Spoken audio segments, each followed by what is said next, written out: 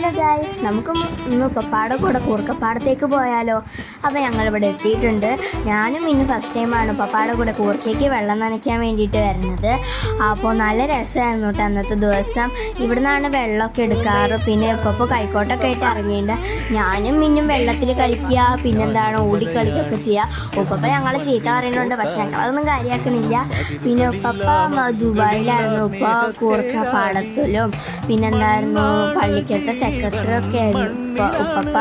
പിന്നെ ഇത് കൂർക്ക മുളച്ച് വരണുള്ളൂ. അത് കഴിഞ്ഞിട്ട് പ്ലെയിൻ പാടത്ത് നടും. പിന്നെ അവിടെ അടുത്തൊരു അമ്പലമൊക്കെ ഉണ്ടായിരുന്നു കേട്ടോ. അവിടുന്ന് പാട്ടും ഇതൊക്കെ കേൾക്കാറുണ്ട്. പിന്നെ ഞങ്ങളിങ്ങനെ അങ്ങോട്ടും ഇങ്ങോട്ടും തേരാപ്പാരം നടക്കുക. അപ്പം അവിടെ ഇരുന്ന് വെള്ളം നനയ്ക്കുക. പിന്നെ ഞാനും പിന്നെ മറ്റേ ഇതിൻ്റെ ഇടയിൽ കൂടെ നടക്കണമൊക്കെ ഉണ്ട്.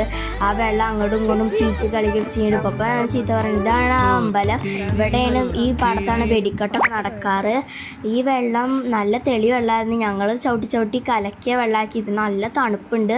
പിന്നെ ഉപ്പ ചെയ്യണ കണ്ടിട്ട് മിന്നിനെ കൗതുകമായിട്ട് മിന്നൊക്കെ ഇളച്ചിട്ടുണ്ടായിരുന്നു.